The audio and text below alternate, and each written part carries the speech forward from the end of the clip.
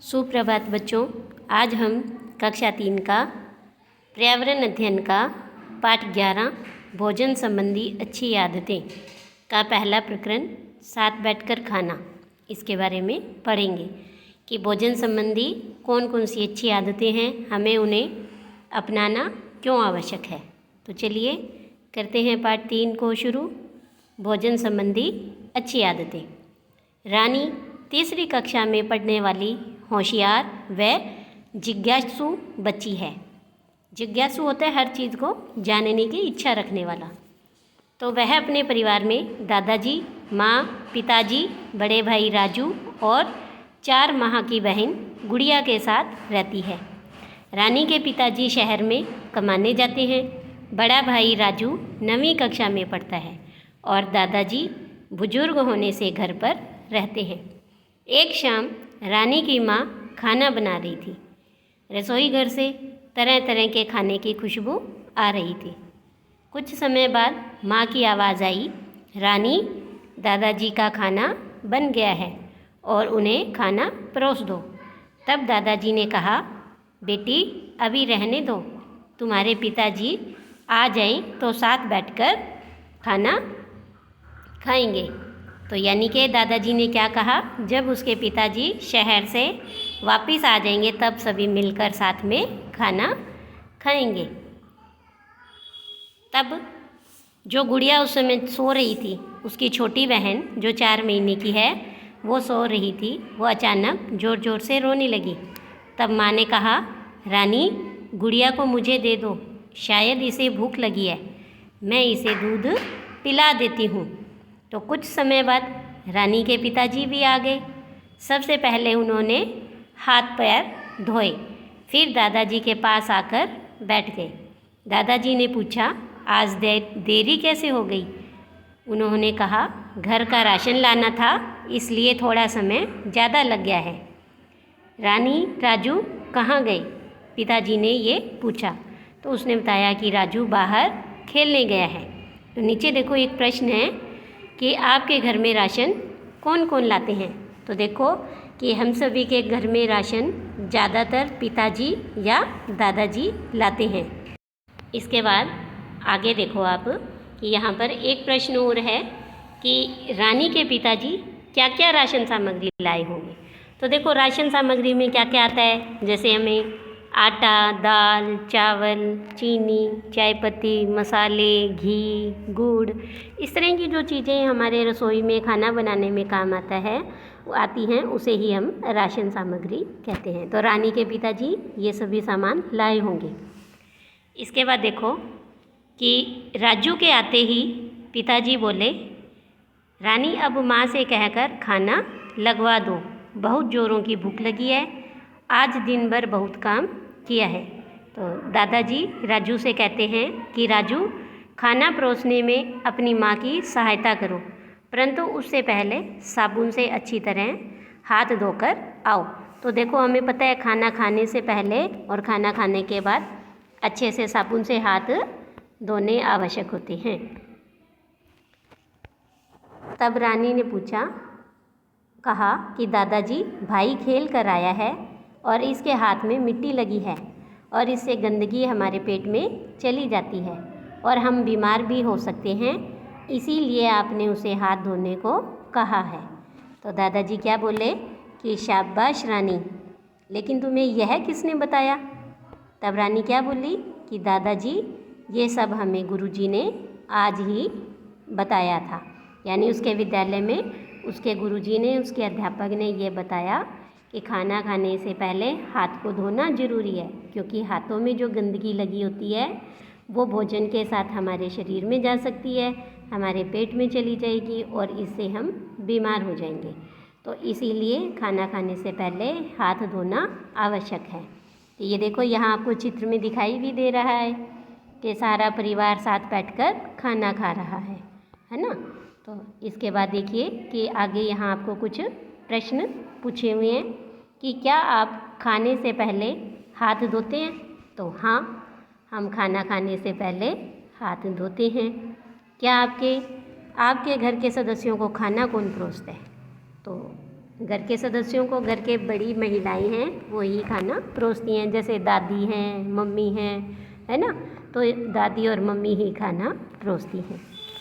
अगला प्रश्न है कि सामूहिक भोज में खाना कौन कौन परोसते हैं। देखो, जब भी सामूहिक भोज होता है तो उसमें परिवार के जो सदस्य हैं वो मिल कर के खाना परोसते हैं। इसके बाद आगे देखो कि सभी साथ बैठकर खाना खाते हैं।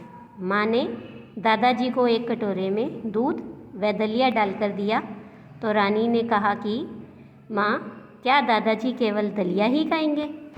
तब उसकी माँ ने क्या कहा, दादाजी ने कहा कि रानी, मैं बुजुर्ग हो गया हूँ और भूख भी कम लगती है और मेरे दांत भी नहीं हैं और पाचन शक्ति भी कम हो गई है, इसलिए हल्का भोजन ही खा सकता हूँ, जैसे कि हल्का भोजन दलिया, खिचड़ी, मूंग, चावल आदि। तो खाना खाते हुए राजू बोला, मुझे तो और भूख लगी है और खाना चाहिए। तब रानी ने पूछा कि माँ, भाई को और खाना क्यों चाहिए। तब रानी के दादाजी ने उसे क्या बताया। तब दादाजी ने बताया कि राजू की लंबाई व शरीर बढ़ रहा है। 2 वर्ष में उसकी लंबाई 1 बित्ता बढ़ी है और वजन 8 किलो बढ़ा है। वह खेलता कूदता भी अधिक है, इसीलिए उसे पर्याप्त भोजन चाहिए। और भोजन से क्या होता है कि भोजन से हमारे शरीर को ऊर्जा मिलती है, एनर्जी मिलती है, ताकत मिलती है। तो राजू, ये तुम बड़े बड़े निवाले क्यों मुंह में डाल रहे हो और जल्दी जल्दी क्यों खा रहे हो। तब उसके दादाजी ने ये पूछा, जबकि तुम जानते हो कि भोजन को अच्छी प्रकार से चबा चबा कर ही खाना चाहिए, क्योंकि अगर हम भोजन को चबा चबा कर नहीं खाएंगे तो क्या होगा, वो हमारे गले में फंस सकता है। इसीलिए उसके दादाजी ने कहा कि छोटे निवाले खाओ, धीरे धीरे चबा चबा कर खाओ।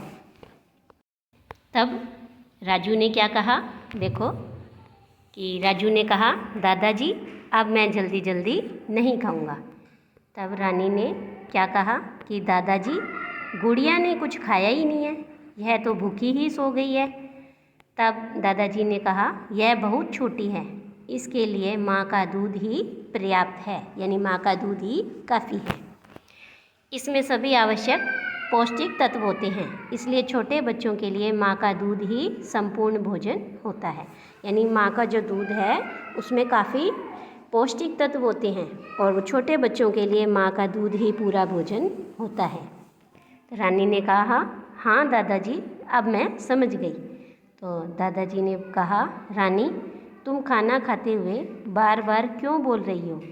खाना खाते समय कम बोलना चाहिए और कई बार खाना है वो गले में फंस भी जाता है ना। तो इसीलिए खाना खाते समय कम बोलना चाहिए, अधिक नहीं बोलना चाहिए। और खाना खाते समय छोटी छोटी कोर लेनी चाहिए। अगर हम ऐसे नहीं करेंगे तो खाना हमारे गले में फंस सकता है। इसके बाद देखो कि यहाँ फिर कुछ प्रश्न दिए हुए हैं कि आपको इनके उत्तर बताने हैं। तो यहाँ पर ये पहला प्रश्न है कि आप घर में बैठकर कहाँ बैठकर खाना खाते हो। तो हम रसोई घर में बैठकर खाना खाते हैं। इसके बाद अगला ये प्रश्न है, आप किसके साथ बैठकर खाना खाते हो। तो हम पूरे परिवार के साथ, पिताजी के साथ, दादाजी के साथ, इस तरह से साथ बैठकर खाना खाते हैं। इसके बाद आपको खाना कौन परोसता है। तो हमें खाना हमारी माताजी या दादी जी परोसती हैं।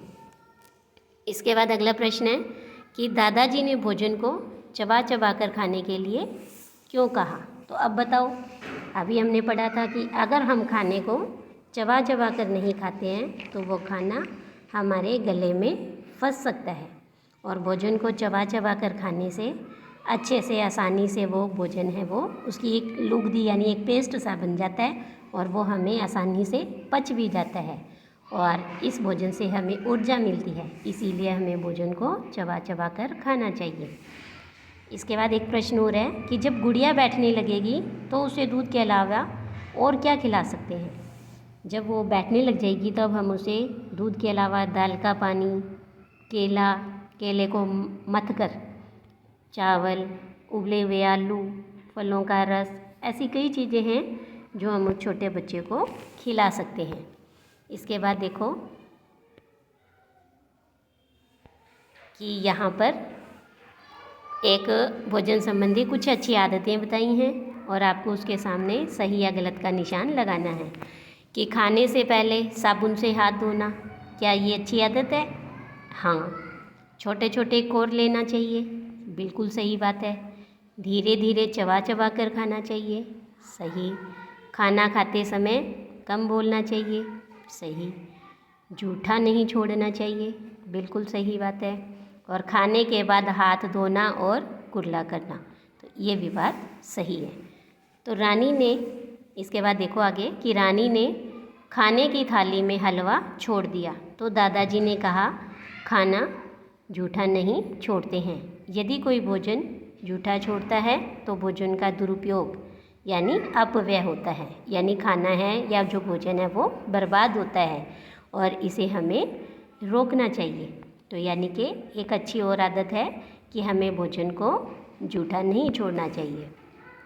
तब रानी क्या कहती है कि दादाजी, हमारे विद्यालय में बहुत से बच्चे मध्याह्न भोजन में थाली जूठा छोड़ते हैं। यानी जब स्कूल में दोपहर के भोजन के लिए आपका आधी छुट्टी होती है, लंच ब्रेक होता है, तो उस समय स्कूल में बहुत से बच्चे क्या करते हैं, थाली में खाना जूठा छोड़ते हैं।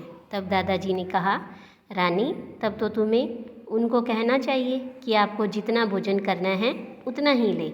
आपको प्रधानाध्यापक या जो पोषाहार प्रभारी है उनको भोजन दुरुपयोग की जानकारी देनी चाहिए। तो इस तरह से देखिए कि इस पाठ में हमने क्या देखा कि भोजन संबंधी कुछ अच्छी आदतों के बारे में सीखा कि खाना खाने से पहले साबुन से हाथ धोना चाहिए, छोटे छोटे कोर लेने चाहिए, धीरे धीरे चबा कर खाना चाहिए, खाना खाते समय कम बोलना चाहिए और भोजन को जूठा नहीं छोड़ना चाहिए, उतना ही लें जितना हम खा सकें। और खाना खाने के बाद दोबारा से हाथ धोना और अच्छे से कुल्ला करना चाहिए। तो आज के लिए इतना ही। धन्यवाद।